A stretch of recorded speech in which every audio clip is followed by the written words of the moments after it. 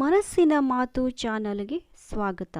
ಈ ಚಾನಲನ್ನು ಸಬ್ಸ್ಕ್ರೈಬ್ ಮಾಡಿ, ಲೈಕ್ ಮಾಡಿ, ಶೇರ್ ಮಾಡಿ. ಮನೆಯ ವಾಸ್ತು ಟಿಪ್ಸ್. ಮನೆಯಾಗಬೇಕಾದರೆ ಅದಕ್ಕೆ ಒಂದು ನಿರ್ದಿಷ್ಟ ಶಕ್ತಿ ಇರಬೇಕು.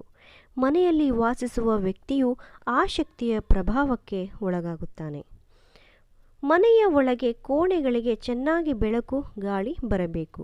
ಮನೆಯ ಬೀರು, ಬೆಡ್, ಭಾರವಾದ ಪೀಠೋಪಕರಣಗಳನ್ನು ನೈಋತ್ಯ ದಿಕ್ಕಿನಲ್ಲಿ ಇಡಬೇಕು. ನೈಋತ್ಯ ದಿಕ್ಕಿನಲ್ಲಿ ಮೆಟ್ಟಿಲುಗಳನ್ನು ನಿರ್ಮಿಸಬೇಕು.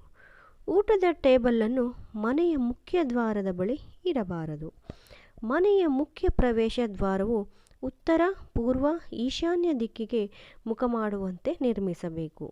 ಮುಖ್ಯ ದ್ವಾರದ ಹೊರಗೆ ಕಾರಂಜಿ, ನೀರಿನ ಅಲಂಕಾರ ಇಡುವುದನ್ನು ತಪ್ಪಿಸಬೇಕು.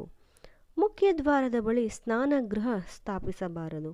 ಮುಖ್ಯ ದ್ವಾರಕ್ಕೆ ಕಪ್ಪು ಬಣ್ಣ ಹಚ್ಚಬಾರದು. ಪ್ರವೇಶ ದ್ವಾರದ ಹತ್ತಿರ ಯಾವುದೇ ಪ್ರಾಣಿಗಳ ಪ್ರತಿಮೆ ಇಡಬಾರದು. ಪ್ರವೇಶ ದ್ವಾರದ ಹತ್ತಿರ ಶೂ ರ್ಯಾಕ್ಸ್ ಮತ್ತು ಡಸ್ಟ್ಬಿನ್ ಅನ್ನು ಇಡಬಾರದು. ಉತ್ತಮ ಆರೋಗ್ಯಕ್ಕಾಗಿ ಒಳ್ಳೆಯ ಸಂಬಂಧ ಕಾಪಾಡಿಕೊಳ್ಳಲು ಮಲಗುವ ಕೋಣೆ ನೈಋತ್ಯ ದಿಕ್ಕಿನಲ್ಲಿರಬೇಕು. ಆಗ್ನೇಯ ದಿಕ್ಕು ಆರೋಗ್ಯ ಸಮಸ್ಯೆಗಳನ್ನು ಉಂಟು ಮಾಡುತ್ತದೆ.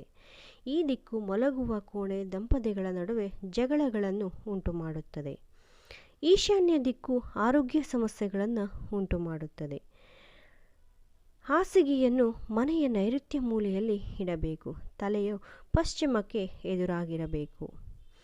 ಹಾಸಿಗೆ ಮುಂದೆ ಕನ್ನಡಿ ಇರಬಾರದು, ಏಕೆಂದರೆ ಮನೆಯಲ್ಲಿ ಅಡೆತಡೆ, ಜಗಳ ಸೃಷ್ಟಿಸುತ್ತೆ. ಮಲಗುವ ಮನೆಯಲ್ಲಿ ದೇವರ ಮನೆ ಇರಬಾರದು. ಮಕ್ಕಳ ಕೋಣೆಯನ್ನು ನೈಋತ್ಯ ದಿಕ್ಕಿನಲ್ಲಿ ನಿರ್ಮಿಸಬೇಕು. ಮಕ್ಕಳು ತಲೆಯನ್ನು ದಕ್ಷಿಣ ಅಥವಾ ಪೂರ್ವಕ್ಕೆ ಮುಖ ಮಾಡಿ ಮಲಗಬೇಕು.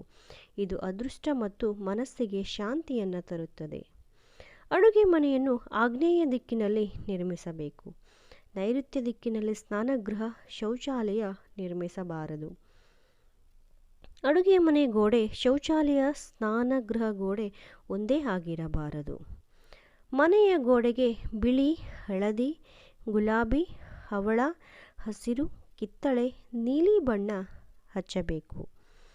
ಪೂಜಾ ಕೋಣೆಯನ್ನು ಮನೆಯ ಪೂರ್ವ ದಿಕ್ಕಿನಲ್ಲಿ ರಚಿಸಬೇಕು. ಒಡೆದ ವಸ್ತುಗಳನ್ನು ಮನೆಯಲ್ಲಿ ಇಟ್ಟುಕೊಳ್ಳಬಾರದು.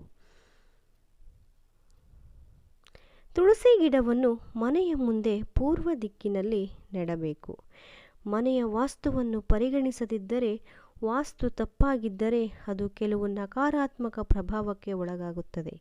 ಮಾನಸಿಕ, ದೈಹಿಕ ಮತ್ತು ಆರ್ಥಿಕ ಸಮಸ್ಯೆಗಳನ್ನು ಸೃಷ್ಟಿಸುತ್ತದೆ. ಈ ವಿಡಿಯೋ ನೋಡಿದ್ದಕ್ಕಾಗಿ, ಕೇಳಿದ್ದಕ್ಕಾಗಿ ಧನ್ಯವಾದಗಳು. ಹೆಚ್ಚಿನ ವಿಡಿಯೋಗಳಿಗಾಗಿ ಈ ಚಾನಲನ್ನು ಸಬ್ಸ್ಕ್ರೈಬ್ ಮಾಡಿ, ಲೈಕ್ ಮಾಡಿ, ಶೇರ್ ಮಾಡಿ.